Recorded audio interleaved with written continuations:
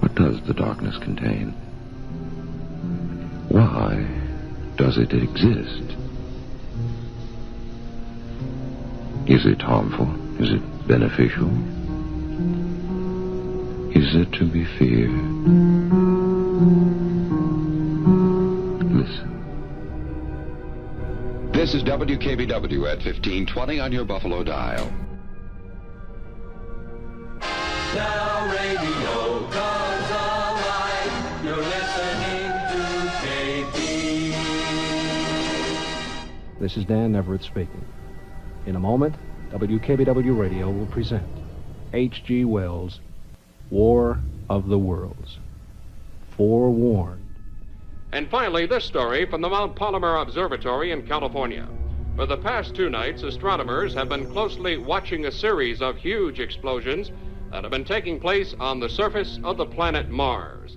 Do not call the station, do not call the police, do not call anyone. Everyone is informed of the events. The news department will keep you up to date. We're going to switch now to the KB newsroom for full in-depth coverage. Come in, Don. You're on live. You're on. Yes, Henry. It's not a meteor, Henry. I'm standing on the edge of the crater right now, and I can look down into it, and there are clouds of white, hot steam rising from the face of what looks like some sort of a metallic cylindrical object. Henry, the only thing that I can tell you is it looks like a flying saucer with long, stilty legs, and it's moving at a fantastic rate. From Grand Island says that National Guard, regular Army, U.S. Air Force, police, and sheriff's deputies numbering in the vicinity of about 1,000 men have almost been totally destroyed by a single fighting machine from what is believed to be a planet Mars. Jeff, it has just knocked the communication towers off the telephone building. Irv, be very, very careful now. They've been after communications all night. Weinstein, Lancer, they're all gone. But it's getting awfully close. Lights are all going out.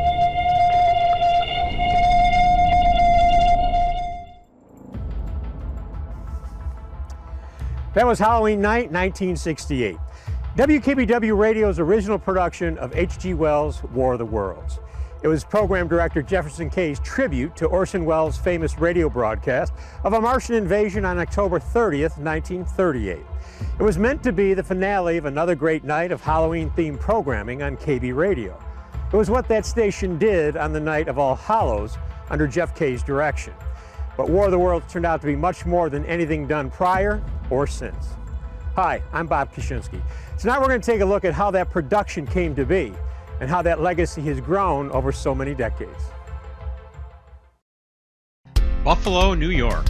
A diversified radio market with all of the popular music categories found on the FM frequency. But in 1968, the dominant music station in Buffalo was on the AM side at 1520, radio giant WKBW. At 50,000 watts, KB had a huge audience of listeners under 35 and a monster share of Western New York's radio audience.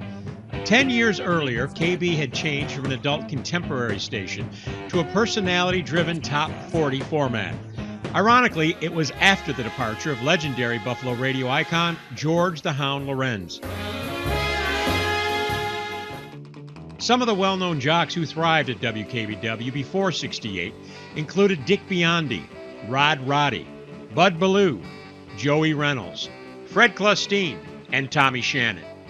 Hall of Fame newsmen and broadcasters Irv Weinstein and Art Wander also worked at KB in those early years. Now radio comes alive. You're listening to KB. At WKBW, the sizzle was just as important as the steak. Promotion was king, and WKBW combined the power of popular on-air talent with creative programming and, of course, that great rock and roll sound of the 60s. I remember when we used to have the radio up in the front of the pizza room here, and we'd be throwing the pizzas in front of the thing, and we'd have WKBW radio on and listen, and then my father would come up, all right, too loud, I can hear you in the back. Turn it down. Oh, sorry. So you have to turn it down. So yeah, okay, turn it down. Then he'd leave, back up again.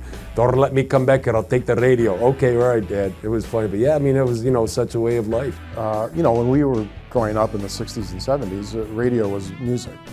It was rock music. I listened to WKBW all day and all night, pretty much. I literally had the radio on at my bedside and listened to it until I fell asleep. I think I was 11 or 12 when KB became a huge force in my life. I loved Top 40 radio when I was a kid. As I recall, I even had that KB #1 hits album. But I loved it. And Dan Everett and Brother Shane, of course. They were my introduction to popular music and that evil rock and roll that changed my life. I loved KB. To me, everything was WKBW. Not only that, when I went off to college in the fall of '74, in September of 1974, I remember putting on WKBW radio in my '66 Mustang and driving to Syracuse and then cutting down 81. And I held on to WKBW radio all the way to the George Washington Bridge. Got a little spotty in the Catskills, but I literally listened to it all the way to the George Washington Bridge when you were crossing over into Upper Manhattan. KBW radio was being on the beach in Angola. I don't know if there was another radio station in Buffalo.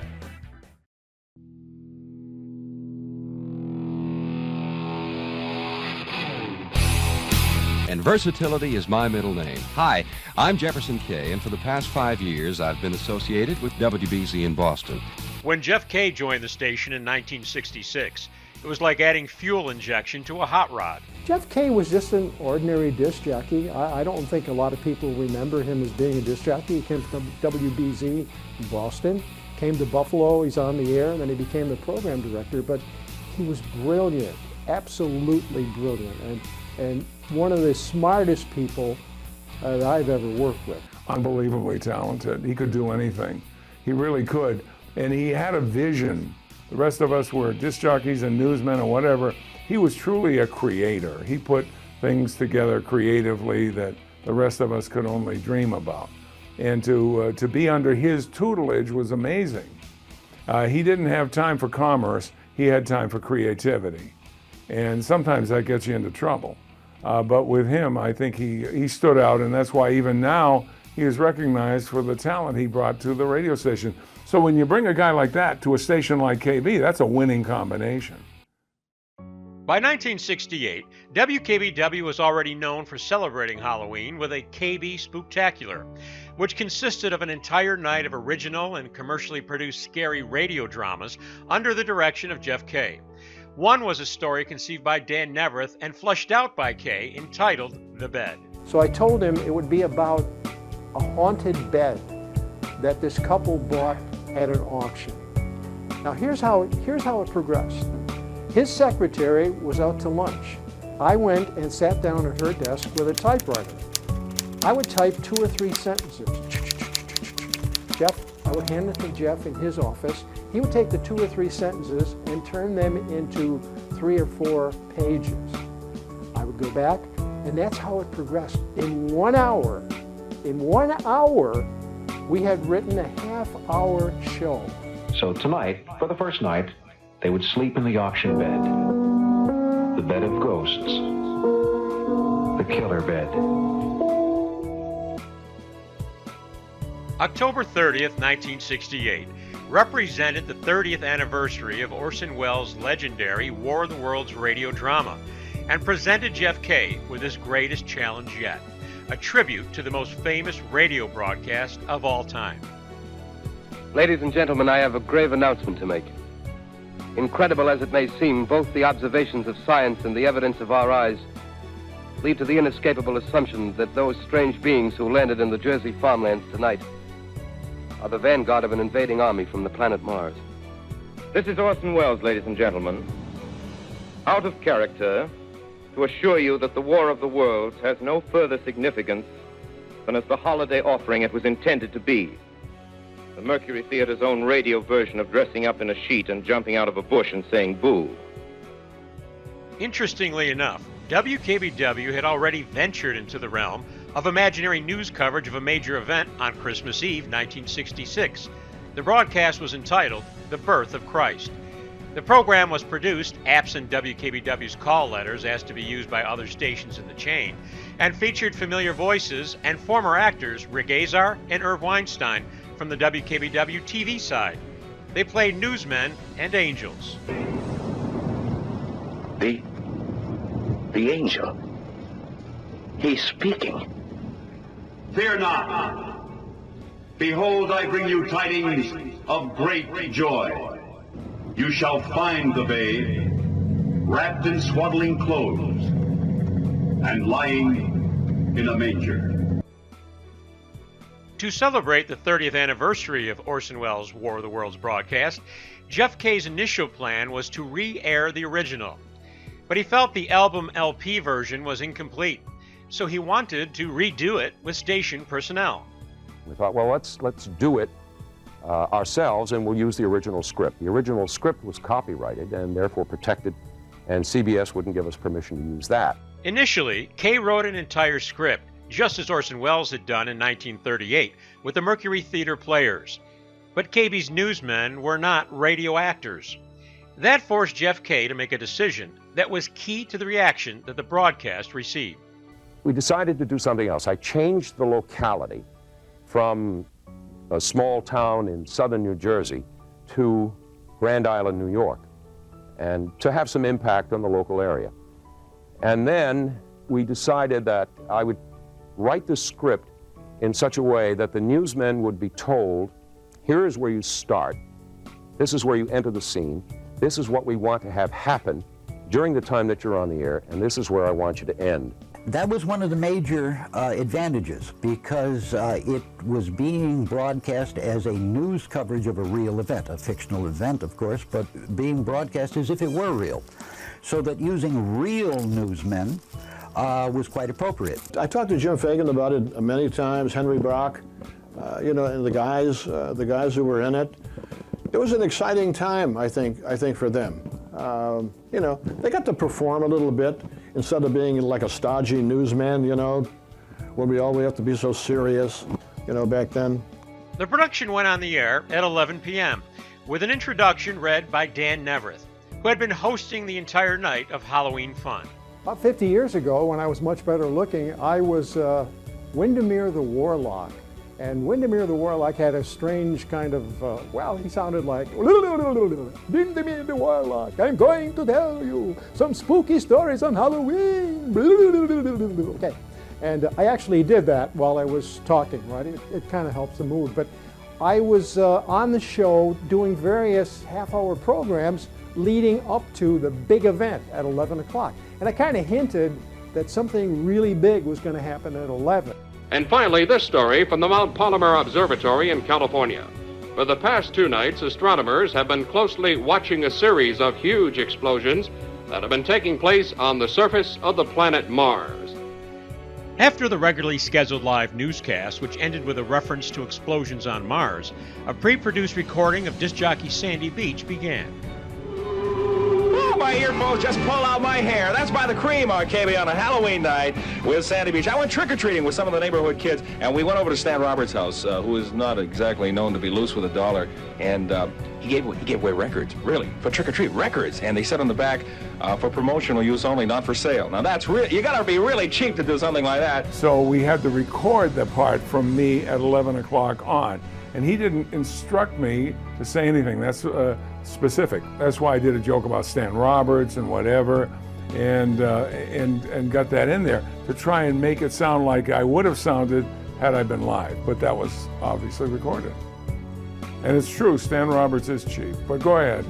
The first obvious departure from reality to fiction in the broadcast was this news bulletin interrupting Hey Jude by the Beatles. KB, Total News, Bulletin. It's been reported that a large meteor has smashed into the ground along the East River Road on Grand Island, setting off a series of fires. Several lives have been lost. KB Total News Director Don Lance are on the way to the scene. That news bulletin was so authentic that many listeners felt something was actually happening on Grand Island while they were waiting for the War of the Worlds radio program to begin. So I actually heard the broadcast on the air the night that it happened in 1968. I was just a kid, and ironically had just moved to Grand Island shortly before this broadcast came on. So I'm hearing this. I remember my sister came into the room and said, "Turn the radio on, you gotta listen to KB, there's all this stuff going on." And so I'm listening to the broadcast, and they're talking about the Grand Island Bridge and everything else, and I'm thinking, gosh, that's just down the road from where I live, and I'm looking outside to try to see things, to see if there's anything going on that I could see, and I couldn't see anything, and I'm bouncing back and forth between my bedroom and everything else, and it was like a very, it was a panicked moment because it was so surreal. It sounded so real on the radio. It was so well written, so well executed, so well, flawlessly pulled off. I heard it as a listener, doing homework. And like most people, I didn't turn it off. So I heard it full blast as a listener. I know when it started, I listened to the beginning of it, and when they had right away, they said, listen, this is a dramatization, and then they began. Something about it was feeling awfully real, where I didn't tune in for the rest of it. I was like, I don't know about this. I might spot check it later on, but. That's when the information started to break, so that it would blend perfectly. So people who didn't hear the disclaimers, and the disclaimers were on all the time. And plus he had sent notes to police chiefs all up and down the Eastern Seaboard that we were going to run this. This is not real. This is not happening. And even though he said it, it was so realistic sounding. It sounded like chaos was supposed to sound. I stopped at a donut shop in Orchard Park. And when I walked in, now obviously I was on the radio and no TV for me then. So people didn't know what I looked like. And I stopped in to get the donuts, and the woman behind the counter was talking to these two guys, and they were saying things like, "Did you hear what happened on Grand Island? Oh, so a spaceship or something landed on Grand Island." And they're really getting very, very excited and into it. And then, of course, being guys, as I interrupted, I said, "Excuse me," I said, that's a radio program. It's a dramatization." And then, of course, they said, "Oh, we knew that." Yeah, we knew. No, they didn't know that. They had no idea. Jeff Kay's decision to have the newsmen play themselves and report on the invasion as a breaking news story created an intensity and credibility to the broadcast that went beyond anything done by KB in the past, and solidified it among the best versions of the H.G. Wells story ever produced. It's not a meteor, Henry. I'm standing on the edge of the crater right now, and I can look down into it, and there are clouds of white, hot steam rising from the face of what looks like some sort of a metallic cylindrical object. Now, if the real newsmen had to read lines, as we attempted to do at first, it was completely impossible and inappropriate. But when real newsmen were allowed to do real newsman stuff, make up their own lines, you told them what the story was, the details of the particular scene, and we all did, like a bunch of children, just said, let's pretend that it is real, and they reported it as if it was real. And so it sounded that it was real. I was the mobile man at the time, so I was very comfortable. I was sitting in the cruiser, in the radio news cruiser, parked right outside on the driveway of the station, and I was very much at home. I had covered some on-the-scene events, so this thing just kind of fell right into place, and it was quite easy for me to do it. It really wasn't that difficult at all. That was Jim Fagan. Why, we listened to him all the time. Henry Brock, well, yeah, we knew all the names, and the audience knew all the names. They knew the community, and so it blended perfectly, and that's why, even though you may have heard the disclaimer, it didn't register. Well, I, as you know, started in this business as a radio actor when I was a kid. I had a part-time job at a local radio station in Rochester. And so it was right up my alley, and I loved the idea. And all of the people involved in the show, news personnel who had no experience acting, whatever, really got into the mood. and I think really did an incredible job. Joe had come on and says, we're getting reports of explosions on Grand Island. You know, I says, wow. And now listen to me. I worked there. And I was moved by the way this thing came on. I go, wow, holy cow, this sounds great.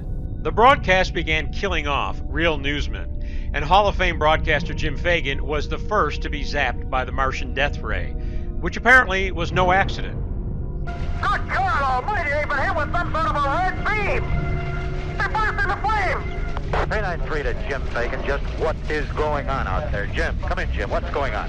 Hey, this is Don. I'm on the other side of the crater. I can see Jim from where I'm standing. He's running away. What? That's got Jim. Oh no, it's got Jim. Oh, it's got Jim. Don, this is Jeff. Forget about Jim. If he's been zapped, just forget about him. I always kidded Jeff about the fact I think you nipped my acting career right in the bud. I mean, I went early. First I thought it was his wishful thinking because I always said I was a thorn in Jeff's side. Jim never said this to me, but Jeff did when I interviewed him about his production.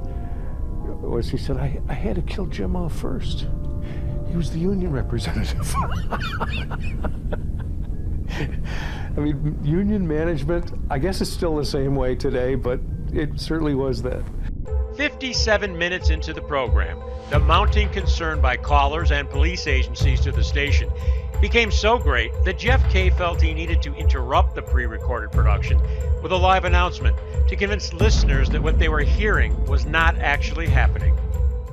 The reaction was so astounding in its intensity while we were on the air that Jeff felt that he had to get in live on the air and give a disclaimer. I went to Kriegler in the control room, and Danny was very busy mixing in these sound effects, and I said to him, Danny, I've got to go on the air, and we've got to do a very, very big disclaimer to take enough time to call people to their senses because some of these people believe what we're doing. Kriegler said, no, absolutely not. You cannot go on the air. I won't permit it. No. I said, Danny, we've got to do it. He said, I'll fight you first. And it was going to come down to an actual fist fight.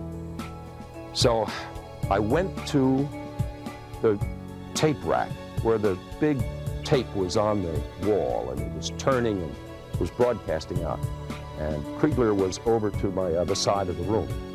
And I said to him, Danny, if you don't let me go on the air, I'm going to rip this tape right out of this machine and run like hell onto Main Street with it, and we'll never finish it. And he said, okay, you can go on the air. So I went on at the next commercial break, and I pleaded with people. I said, ladies and gentlemen, this is a play, this is a drama, this is not happening. It's a figment of our imagination. Please, don't believe what you're hearing.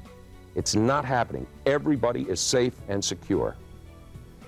That was totally useless. It did nothing. We had people literally come to the control room door in tears, beating on the door in panic over the thing was real. The credibility of people who only half hear something is astounding. I just remember being panicked because our family had just moved to Grand Island, and I'm thinking, oh no, what the heck is going to happen?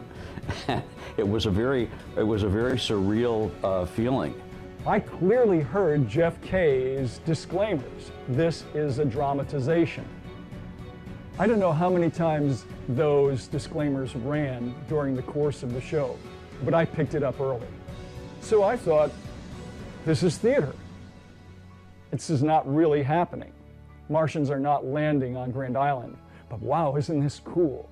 Finally, after 70 minutes of chaos and drama, the program's climax found Jeff Kay alone at the station, and Irv Weinstein, the last reporter in the field, perched atop Buffalo's City Hall. Yeah, that was it for me. I was in mid-sentence when I was suddenly cut off shortly after I asked Jeff Kay to call my wife. I don't know, tell her I wouldn't be home for dinner and that things were okay. I'm not sure whether Irv ad-libbed his death or whether I had written it in the script. Not certain, but it was a telling moment. Jeff, it's extremely difficult to describe this thing. It's like nothing I've ever seen. You better get out of there as quickly as you can. That's all right. I'll be all right. I just want to say, Jeff, it's turning my way. Once they wiped out Irv, it was over for the rest of us. we didn't have a chance. If anybody would have survived, it would have been Irv. And think about it, he and Jeff were very close. And you had Jeff's talent and Irv's talent. There ain't room in that studio for anybody else, I can tell you that. The broadcast impact on listeners within KB's huge coverage area was so great that it generated Associated Press wire stories while it was still live on the air. While we were on the air, the program had not yet finished. The Associated Press wire carried a story of the upset it was causing in Buffalo. That was before the program had actually finished on the air. When the broadcast ended, Jeff Kay feared the worst. Well, after I died, I went back to my office and I sat there and reflected for a moment and I said, I am literally dead in this market. I'll never work in Buffalo again. I typed out a resignation, put it into an envelope, slipped it under the studio door, or under the general manager's door. General Manager Pete Newell hardly wanted to fire Kay, as noted in this memo that he posted on the morning of November 1st. High praise for the entire production, but especially for program director Jefferson Kay. Some very lucky people last night had a chance to find out what radio can be at its very best. WKBW's War of the Worlds undoubtedly surpassed anything Orson Welles ever dreamed of. Placing the action in Western New York and producing in the contemporary idiom was a stroke of pure genius. While all of you who heard the program must agree that the performances of each and every one of the characters was superb, and while the production was outstanding, most of the credit for one of the all-time great radio programs belongs to Jeff Kay. I know you all join me in extending Jeff and his crew a well-earned congratulations, and if it ever happens, Jeff, I hope we report it just half that well. The morning after also found that KB's War of the Worlds broadcast made the papers both locally and in the Associated Press Northeast region. The day after it aired, it was the talk of the town. It was the talk of the town, and in the case of the radio station, we got a number of complaints, to be perfectly honest, from police agencies and some private individuals saying that we had scared the hell out of people. Oddly enough, it received no coverage from Buffalo's two daily papers, the Buffalo News and Courier Express, who may have been among those tricked on Halloween night. We had newspapers sending reporters and photographers to Grand Island. They got halfway there before they realized that, no, this couldn't possibly be. They never admitted that they went. However, our spies saw them. They actually did go. The broadcast that took place on October 31st, 1968, was not only enjoyed by listeners, but is still admired today for the pure craftsmanship of the production. I think that Jeff Kay, at the end, was licking his chops. God bless him. He created a masterpiece, and I think he was thrilled with the reaction. I think it was the reaction he was praying and hoping for. The main thing that I take away from this is that it was clearly a passion project for everyone involved. It was a great escape from the daily demands of a job of broadcasting. I think it sounded like they had a great time creating a false reality. The performances are extremely good, and the very nature of the project is really effective and creepy and scary. Jeff Kay was a wonderful creative guy. He could hear it in his head of what it would sound like if it really did happen. And maybe he didn't like Grand Island and figured this is a good time to wipe it out anyway, so why not do it? It's the easiest way to get rid of those tolls. Nobody's going to want to pay those tolls, even the cashless tolls, if they're going to be wiped out by Martians. You know, we're aware of the legacy. Personally, I'm very aware of the legacy. I'm reminded of it all the time. Anytime someone finds out what I do that didn't know previously, and if the call letters come up, WKBW, ultimately it leads to the discussion, wasn't that the place that did the War of the Worlds broadcast? Script like that, real life script of something like that, it definitely gets people's attention, no question about it. I don't know if it would be as cool or funny to do today with the dangerous things going on around the world, but certainly before 2001, it was entertaining to see the reaction of people. They were listening, but they really weren't listening because it couldn't have really been happening, right? After 1968, the broadcast lay dormant for 3 years, until Jeff Kay gave it an update in 1971, replacing Sandy Beach with the new night shift jock, Jackson Armstrong. All right. Excuse me a minute here, folks. I know normally we don't come in on the top of a record or thing like that when it's not over, but Joe Downey has a special interrupt story on this thing that's happening in Grand Island, so let's go to the newsroom and Joe Downey. The 1971 broadcast still caused a stir, especially in the outer reaches of WKBW's 50,000-watt signal, as reported by the New York Times. Jeff Kay then waited another 2 years before re-airing the program, but this time with the Cosmic Cowboy, Max Shane Brother Shane Gibson, as the opening DJ. KB interrupts normal broadcasting to take you now to our newsman Don Lancer in a mobile cruiser on his way to Grand Island and continuing developments. Jim Pastrick was the overnight summer replacement jock at the time. It was fascinating to watch, to be able to be brought into the program director's office. Jeff said to me, "Come on in, let's watch the show." And that was interesting because I had no idea what he was talking about. What he wanted to do was bring me in to show me how listeners still reacted to the show. Here it is, 1973, fall of 73, and people are still reacting to the show. But I distinctly remember calls, not hearing the other end, only hearing Jeff's response that this is a dramatization, this is not really happening. He was very good with people. He'd call him by name. "John, what's your name?" "John." "Where are you calling from?" "John Cheektowaga." "John, it's a dramatization. It's not really happening. It's just what we do. We've done this for a while. We've done this for a few years. Maybe it's the first time you've heard it, but it's a dramatization. It's not really happening." It's fascinating. Everlasting Love on WPRO and a song for Cranston on the Holland Cook Show. Oh, thank you very much. Ladies and gentlemen, Barbara Hamilton of our news staff has just handed me this important news announcement.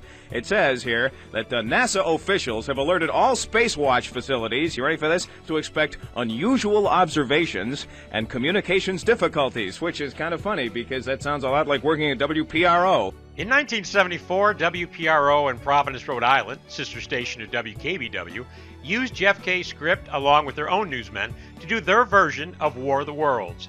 Naturally, Kay's formula for intense radio worked yet again, and the broadcast caused plenty of local concern in that city. My God, Mark, there's something crawling out of the top of this thing. Something or someone, I can see 2 discs of some sort. They're alive.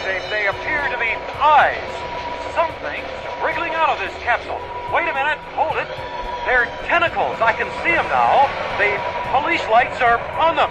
This thing is live. The body glistens like it's soaking wet. The face, I can hardly look at it, Mark. I can hardly look at it. Ironically, the FCC admonished WPRO for their broadcast, claiming it was guilty of violating the public notice issued in 1966, warning of broadcasting scare announcements that were not true. It was the last time WPRO broadcast that production. WKBW, however, in 1975 took one last swing at updating Jeff Kay's 1968 broadcast. Kay had left the station, but the broadcast did include Jeff without an introduction and used night shift jock Jim Quinn to open the program. Jim Quinn. WKBW. Are you ready for that? Giant clouds of hot gas rising off the surface of Mars. Damn! Must be an election year there, too. While not the strongest of the 4 versions, the 1975 broadcast still affected many listeners. I was aware of the kind of the urban legend or the legend of the War of the Worlds and on KB, and I heard people talk about it, so I was excited to finally hear it, and it was like nothing I'd ever heard before on radio. It was just so thrilling. After the 1975 broadcast, attorneys for capital cities decided the risk of liability was just too great, and on the shelf it went. However, on Halloween night, 1978, Niagara Frontier Cable Television in Niagara Falls paid tribute to the broadcast by airing a localized 30-minute television version produced by the talented Fred Calandrelli and featuring yours truly. Could you tell us what happened for our cable viewers at home? Well, at first I thought it was a shooting star, but then it got closer.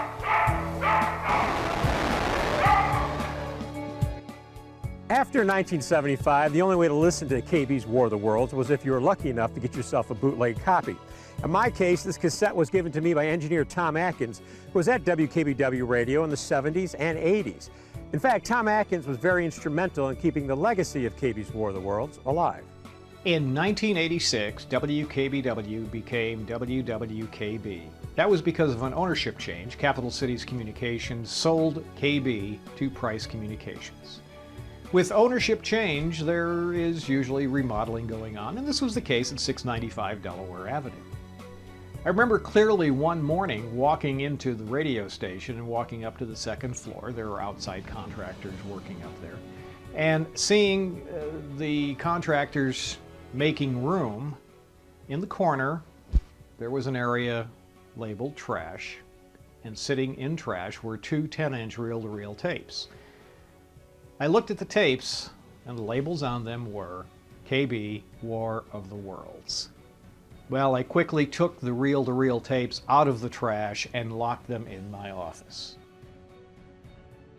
The legacy of KB's War of the Worlds broadcast was given a shot in the arm in 1989 when I was given the green light to produce a 6-minute feature that aired on WKBW TV's AM Buffalo program. Yeah.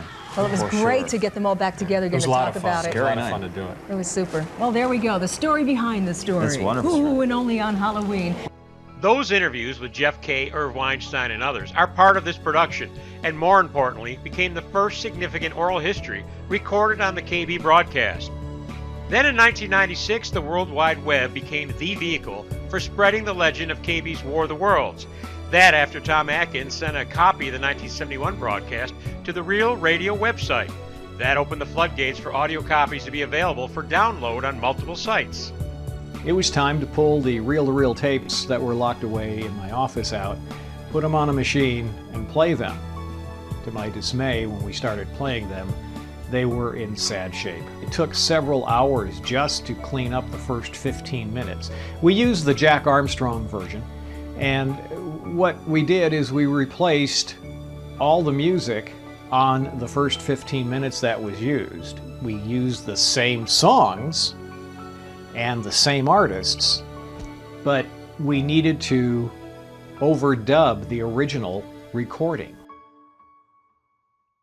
1998 marked the 30th anniversary of KB's War of the Worlds and turned out to be a banner year for both the KB broadcast and H.G. Wells' original story. Being a fan of WKBW's broadcast, 97 Rock program director John Hager had the ambitious idea of producing a new version. For some reason, there was an ad agency guy who was a friend of, James Gillen, and I had lunch with him, and he talked about an idea of doing a version of War of the Worlds. Now, he had never heard the original version on WKBW. He was not a Buffalo native, but he was a fan of the book and the movie. And so it was coming up on the 30th anniversary in 1998, so I think with all the conversations from Bob and with James and the anniversary, it just kind of clicked. That broadcast included two key participants from the 1968 version. Well, we wanted to incorporate as many original cast members, so to speak, in our version in other roles. We were able to track down, Bob tracked down Jeff Kay, and he played a part over the phone. He was in a newsroom in Rochester, as I recall. So we had Jeff Kay, and that was really important to do, and that really, for fans of the show, the original show, who heard our version, I hope that made a connection. WHAM Newsroom. Hi, it's Bob Koshinski in Buffalo. Hi, Bob. Jeff Kay here. Anything we can do for you on this end? Well, unless you could scare loose a steak and fries, you know. Okay, we'll call you back for more updates. Well, I think it's going to be a long night. We'll be here. So we were fortunate enough also to get Irv Weinstein, who was still working at Channel 7 at the time, and of course had been part of the original broadcast. And Irv was just phenomenal the way he acted and laid out the final scene as the last man standing. I can get goosebumps just thinking about it. It's heading in my direction. There's no place left to run.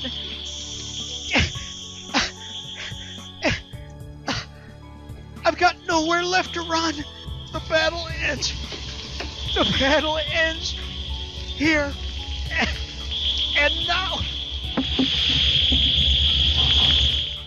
97 Rock also partnered with Elite Apollo's Restaurant to make the anniversary celebration broadcast a fundraiser as well. A lot of great things happen with that. It's just the way Buffalo and our whole community works. It's something historic, a great idea, great fun. Let's have a party with it, let's enjoy it, let's raise some money for the less fortunate in our community. And it was a huge success. And we sold the little spaceship paper, little cutout things that you could sell and you buy for $5. You get your own spaceship and put it all around. So, and that was just a fun thing. A lot of people couldn't make the party, wanted to do something and say, hey, what can we do? So buy a spaceship, we'll try to ward these guys off and all your help to help win the War of the Worlds. So on Halloween night 1998, 97 Rock and The Edge aired its version of War of the Worlds, while WWKB aired the 1971 KB version, and 107.7 FM WNUC aired Orson Welles' original 1938 version. 4 Buffalo radio stations, all airing a unique version of Martians invading the planet, a distinction we'll get to in a minute. On the television side, Halloween night 1998 also had WNED-TV airing an original documentary on WKBW's broadcast, produced by yours truly.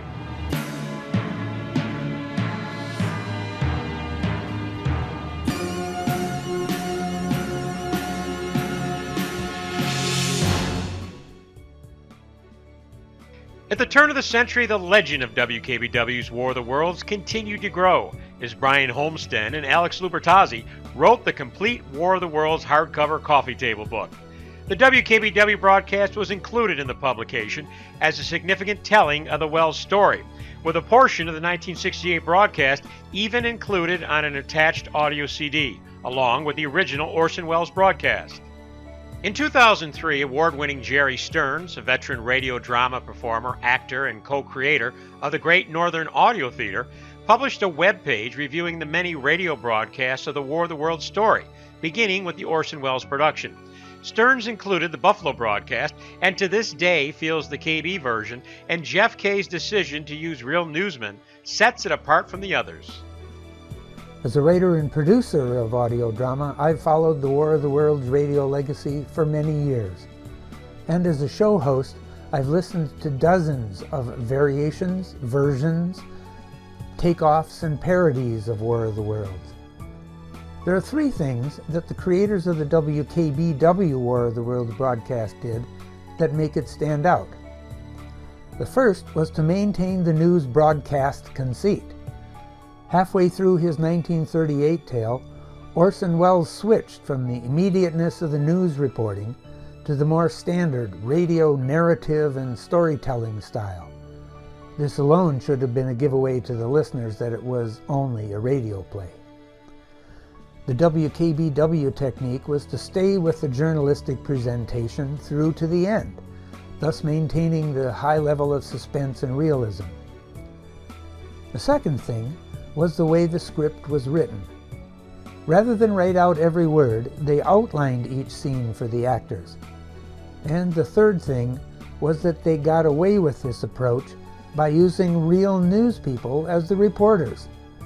Not only were they well known in the city as journalists, but they were familiar with this type of improvising around notes technique because it's used in field reporting every day. The quality of the production and performances certainly contributed to its success, but these structural decisions from the beginning were crucial in making the Buffalo attack one of the most realistic and believable Martian invasions ever on radio. In November of 2005, the same year Steven Spielberg's War of the Worlds movie was released, the History Channel aired a program produced by Digital Ranch Productions entitled Beyond the War of the Worlds. The national broadcast examined the infatuation with H.G. Wells' masterpiece, and of course included WKBW's Halloween production. On Halloween night, 1968, on the 30th anniversary of the original radio broadcast, WKBW Radio in Buffalo, New York, presents a modernized version of the Mercury Theater program. This time, the Martian invasion hits the U.S.-Canadian border.